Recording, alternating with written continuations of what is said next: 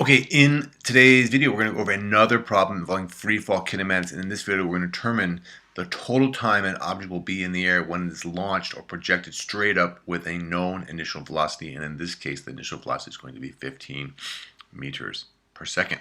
Okay, so the problem says an object is thrown straight up, and I just drew a ball here, or a round object, doesn't matter what it is, straight up in the air with an initial velocity of 15 meters per second. For how long will the object be in the air? All right, so what happens is we're going to project this object straight up with initial velocity, positive 15 meters per second, positive in the up direction. And it's going to go up, it's going to stop, and then it's going to come straight back down like that. Okay, and we want to know what is the total time for the up and the down that the object is going to be in the air. Now, we're only given a little bit of information here kind of explicitly in the problem. One thing we're told is that the initial velocity is 15 meters per second, and we want to know the time. Okay, so what I like to do is, which I think you should do, is write down all 5 of the variables that are in the kinematic equation. That's the initial velocity, the final velocity, the change in position, the acceleration, the time. Let's write down what we know and what we don't know, what we're looking for. Well, we know the initial velocity is 15 meters per second. Now, because it's a free fall problem, and we have acceleration due to gravity in the free fall problems, we know that the acceleration is minus 9.81 meters per second squared. We're asked to find the time. We're not given the change in position. We're not going to use that. But the question now is, what is the final velocity? This problem can be done 2 different ways, and I'm going to do both of those ways in this video, and therefore we're going to need 2 different final velocities. There's kind of 2 ways you can think about this problem. We, of course, want to know the total time, up and down. Now, in the first case, we're just going to consider the time it takes to go up. And if we can calculate the time it takes to go up, we know the time it takes to come down or back down is going to be the same. So if we know the time it takes to go up, then we can multiply that by 2 and we'll have the total amount of time. In that first case, we're just going to consider the path from here up to the top. And in that case, the final velocity will be 0 meters per second, because before the object starts to come back down, it actually stops. So in that case, we're going to consider the final velocity to be 0 meters per second. Now, in the second case, for the other final velocity, so to speak, you can think of this problem as 2 final velocities, one when it gets here and one when it actually comes back down here. When it comes back down here at the same place from which it was projected, it's going to have the same speed, 15 meters per second, but of course it'll be traveling in the opposite direction, so it'll have a negative velocity, negative 15 meters per second. When we launch it, it's positive, it's moving in the positive direction. When it comes back down, it's moving in the negative direction, so it's negative 15 meters per second. The speed is the same, and the time it takes to go up and the time it takes to come back down are the same. So for the second case, which we'll do both cases, we're going to say that the final velocity is 15 meters per second, or minus 15 meters per second. Okay, so once again, as with all of our kinematic problems, you're given 3 variables, you're asked to find a 4th, so now we're going to take all of our information, get out our kinematic equations, and figure out which is the right equation. Now, we're looking for the time. The equation we're going to choose has to, at a minimum, have the time in it. This equation does not, so we know this is not the right equation. Now, all of the other equations, this one, this one, this one, the other 3 have the time in it.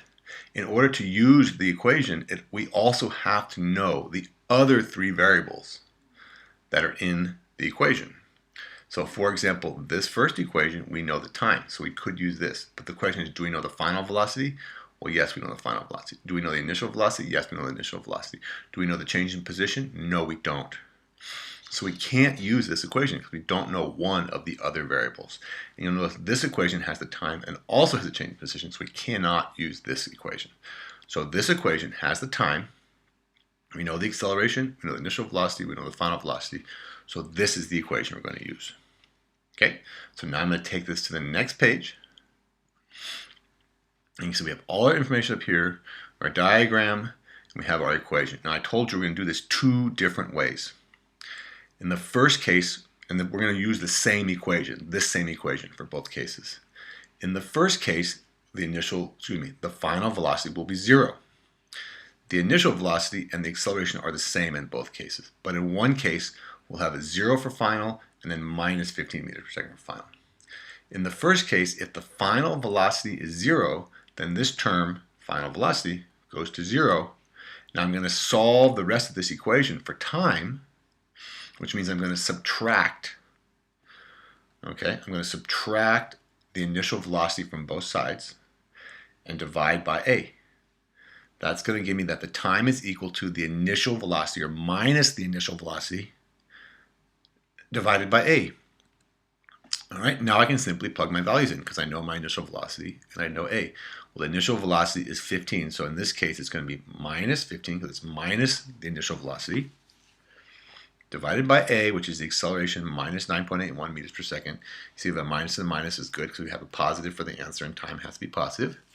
Simply divide 15 by 9.81 and you get that the time for the object to go from here to here is 1.53 seconds. Well, we want to know the total time up and down. The time up and the time down are the same. Multiply this by 2, you get the total time is 3.06 seconds.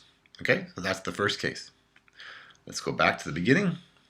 And in the second case, the final velocity is not 0. The final velocity is minus 15 meters per second. Well, the same initial and the same acceleration. So now we have the time. We're going to do the same thing. Subtract the initial velocity from both sides. That gives us final velocity minus initial velocity. Divided by the acceleration again. That means the time is equal to minus 15, because the final velocity is 15, minus 15. The initial velocity is 15, but it's minus 15. Divided by the acceleration, which is minus 9.81. That gives us the time is equal to minus 30. Minus 15 is minus 30, divided by minus 9.81. And you end up with the exact same time, 3.06 seconds. So it doesn't matter. You can think about it either way. A lot of times I think people use this way and multiply by 2. That's the time, 3.06 seconds. If you project any object straight up into the air and it comes straight back down, this is the total amount of time for which it will be in the air. Okay, so thank you very much for watching. I hope you found that helpful. If you did, please do all of the following 3 things. Give me a nice thumbs up for this video. Leave me a nice positive comment in the comment section. Then subscribe to my channel. Get all my excellent chemistry, physics, and math videos. Thank you very much. We'll see you in the next video.